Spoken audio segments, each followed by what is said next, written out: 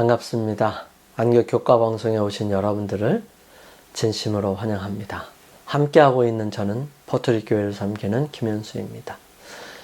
어느덧 6번째 시간으로 안식일 예비일입니다. 한 주일 동안 감사하며 기도드리는 이유를 찾으셨나요? 나의 기도는 정말 감사가 가득할까? 그 감사는 어디서부터 오는 것일까? 그리고 무엇에 대해 감사드리고 있는가 하는 생각들이 많아집니다. 먼저 감사드리는 가장 큰 이유는 하나님의 약속에 있으며 그분은 기도를 결코 버리거나 지나치지 않으신다는 사실에 미리 응답하실 것을 인하여 감사드리는 것이지요. 물론 다음의 이유들이 더 있을 것입니다. 한 주일 동안 살펴본 감사하며 기도드리는 이유들을 바울을 통해서 바라본 것처럼 우리의 삶에서 늘 감사의 내용들을 살펴보며 믿음으로 기도드리는 삶이 되기를 소망합니다. 바울은 자신이 감사하며 기도드리는 이유를 함께 형제된 사람들, 교우들에게 가르쳐 주기를 원했어요. 그리고 그 기도를 함께 하기를 원하며 초청합니다. 그리고 그 기도가 영적인 분별력을 가져다 주며 복음의 열매를 맺게 하고 또 능력은 하늘로부터 온 것이기에 사라지거나 없어지지 아니한다는 사실을 굳건하게 믿는 믿음을 말해줍니다. 오늘 우리는 함께 마무리를 하면서 바울이 이런 믿음을 가질 수 있었던 초기 그를 부르신 장면들을 생각해 보기를 원합니다. 우리 기도드리며 시작합니다. 저희들을 사랑하시는 아버지 하나님, 저희들에게 귀한 한 주간을 허락하여 주셨음에 감사를 드립니다. 주님, 저희들 감사하며 기도드리는 이유들을 우리의 삶에서 찾을 수 있도록 인도하시고 오늘 바울의 삶의 모습들을 바라보면서 저희들의 모습과 비교하여 저희들의 삶에 주님께 더욱 가까이 가는 요소들을 발견할 수 있는 귀한 시간 되게 도와주시옵소서. 아버지 하나님, 저희들 많은 기도 속에 주의 능력과 은혜를 경험할 수 있도록 인도하여 주시옵소서. 시작하는 시간입니다. 마치는 시간까지 오직 주님께서 함께 하옵시기를 예수님의 이름으로 기도드립니다. 아멘. 이번 주 함께 기억할 말씀은 빌립보서 1장 6절 말씀입니다. 너희 속에 착한 일을 시작하신 이가 그리스도 예수의 날까지 이루실 줄을 우리가 확신하노라. 감사하며 기도하는 이유는 무엇입니까? 첫째, 하나님께서 이루셨고 이루실 것이기 때문이죠. 둘째는 하나님의 능력이 나를 이끄셨고 함께 하셨기 때문에, 함께 하게 하셨기 때문입니다. 셋째로 나의 어떠함 때문이 아니라 그분의 사랑과 긍휼하심으로 나와 다른 사람들을 위해 하셨기 때문이죠. 넷째로 온전한 믿음으로 끝까지 인내하셔서 그분이 온전히 역사하심으로 그분의 영광이 나타날 것이기 때문이죠. 우리는 매 순간 기도드리며 감사가 빠진다면 우리가 하나님께 대한 우리의 자세와 모습은 우리가 당연히 가져야 할 모습과 다를 수 있다는 것을 알아야 할 것입니다. 우리는 우리가 기도의 능력과 효험에 가치를 두어야 하는 만큼 평가하지 않습니다. 성령도 우리의 연약함을 도우시나니 우리가 마땅히 빌 바를 알지 못하나 오직 성령이 말할 수 없는 탄식으로 우리를 위하여 친히 간구하시니라. 하나님께서는 그분께서 우리의 마음을 밝힐 수 있도록 기도로 그분께 나오기를 원하십니다. 그분만이 명백한 진리의 개념을 주실 수 있습니다. 그분만이 마음을 부드럽게 하고 누그러뜨릴 수 있습니다. 그분은 오류에서 진리를 분별하는 이해를 도울 수 있습니다.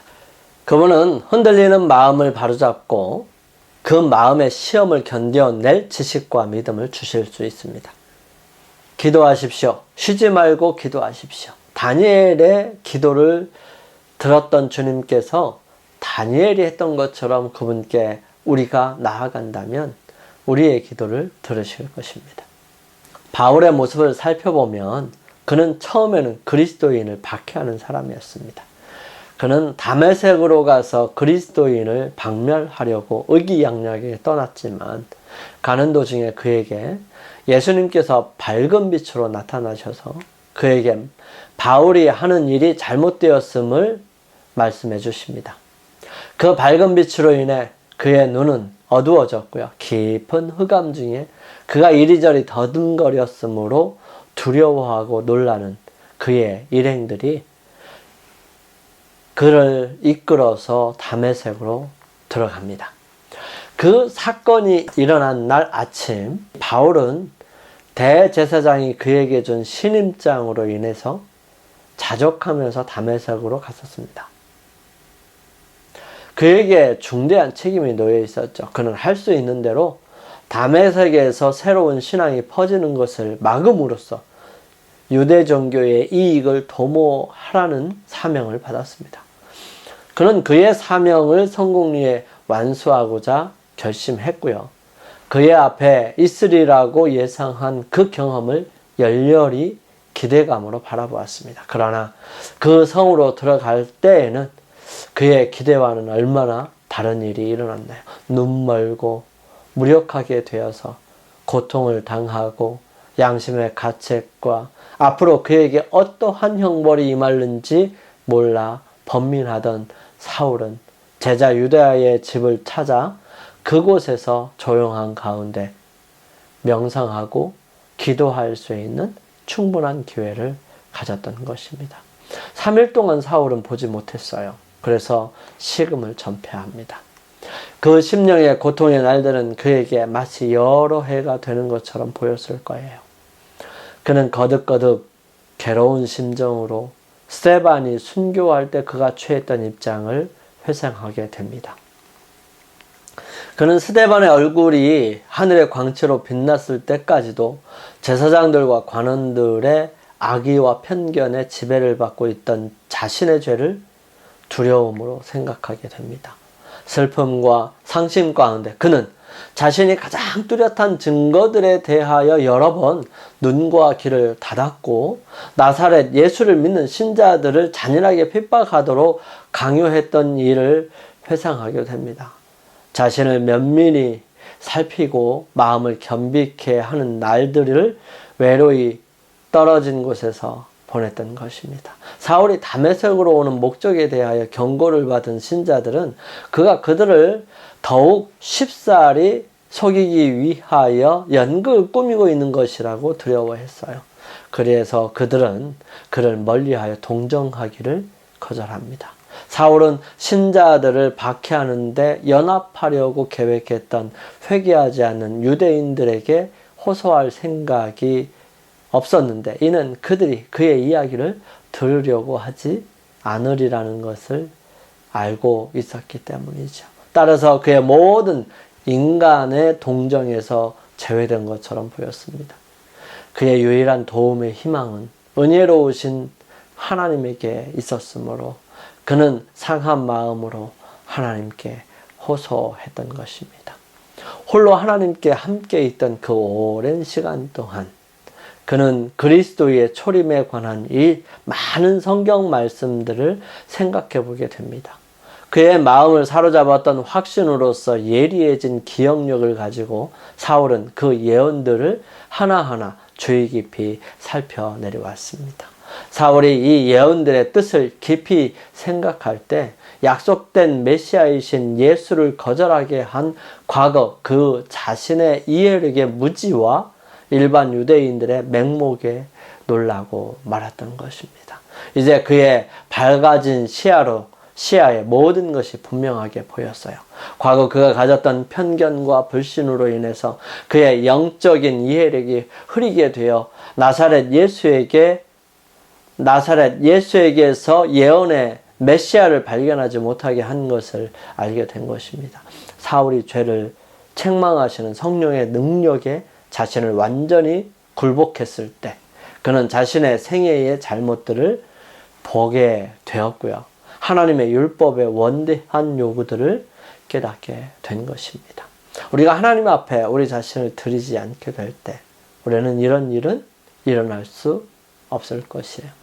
자신의 선한 행위로 의롭다고 확신한 이 거만한 바리새인이었던 사울은 이제 어린아이와 같은 겸손과 단순함을 가지고 하나님 앞에 부복해서 자신의 무가치함을 고백하고 십자가에 달리시고 부활하신 구주의 공로를 간구하게 합니다. 사울은 아버지 하나님, 아들 하나님과 완전히 조화되고 교제하기를 갈망했어요.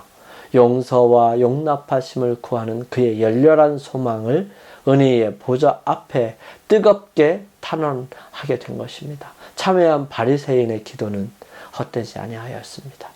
그의 마음의 가장 깊은 사상과 감정은 하나님의 은혜로 변화되었고요. 그의 고상한 능력은 하나님의 영원한 목적과 일치하게 되었던 것입니다. 사울에게 있어서, 이 바울에게 있어서 그리스도와 그분의 의는 온 세상보다 더 귀중하게 되었습니다. 사울의 회심은 죄인들을 책망하시는 성령의 기이하신 능력에 대한 하나의 뚜렷한 증거이지요. 그는 나사렛 예수가 하나님의 율법을 무시할 뿐만 아니라 그의 제자들에게도 율법은 폐지되었다고 가르친 줄로 확신했어요. 그러나 회심한 후에 사울은 예수가 아버지의 율법을 옹호하시려는 분명한 목적을 가지고 세상에 오셨던 분임을 인정하게 됩니다. 그는 예수께서 모든 유대 희생 제도의 창시자이심을 확신하게 돼요. 십자가의 죽음으로 모형은 원형과 만났고 예수님께서는 이스라엘의 구속주에 관한 구약 성경의 예언들을 성취하셨다는 것을 그는 또한 깨닫게 됩니다. 사울의 회심의 기록에는 우리가 언제나 마음속에 간직해야 할 중요한 원칙들이 있습니다. 사울은 직접 그리스도의 임재 속으로 인도되었습니다. 사울은 그리스도께서 가장 중요한 사업을 위하여 준비하신 사람이었고요. 그의 택한 그릇이 되어야 하였으나 하나님께서는 그에게 지정된 사업에 대하여 즉시 말씀해 주시지 않으셨어요. 그분은 길에서 그를 붙잡으셔서 죄를 깨닫게 하셨죠. 그러나 사울이 주께서 나로 무엇 하게 하시려나이까? 라고 물었을 때 그 주께서는 질문하는 그 유대인을 당신의 교회와 연결시키셔서 거기서 그에 대한 하나님의 뜻을 알게 하셨습니다. 많은 사람들이 미래에 대한 분명한 계획을 세우지 못합니다. 그들의 삶은 불안정합니다. 그들은 일의 결과가 어떻게 될 것인지 알지 못해요. 그것이 종종 그들을 불안과 초조함에 사로잡히게 합니다. 이 세상에서 하나님의 자녀들의 삶은 순례자의 삶임을 기억하자. 우리에게 자신의 생애를 위해 계획을 세울 지혜가 없다. 우리의 미래를 설계하는 것은 우리의 일이 아니다. 그리스도께서는 이 땅에 사시는 동안 자신을 위한 계획을 세우지 않으셨다고 설명합니다. 그분은 자신을 위한 하나님의 계획을 받아들이셨고 아버지께서는 날마다 당신의 계획을 펼쳐 보이셨다고 설명합니다. 주님께서는 기도하러 올라가시는 시간이 많으셨어요. 그래서 하나님께로부터, 아버지께로부터 그 모든 것들을 받으셨어요. 그런 것처럼 우리도 우리의 삶이 그분의 뜻을 그대로 이룰 수 있도록 하나님을 절대적으로 의지해야 합니다. 우리가 그분께 우리의 길을 맡길 때 그분은 우리의 발걸음을 인도해 주실 것이지요. 우리는 하나님의 크신 은총이 우리의 삶 속에 늘 함께함을 바라보며 기대합니다. 하나님의 놀라우신 축복과 은혜가 우리의 삶에 늘 함께 있기를 간절히 소망합니다. 구하라 그러면 받을 것이다. 겸손과 지혜와 용기와 믿음의 증가를 위하여 기도하라.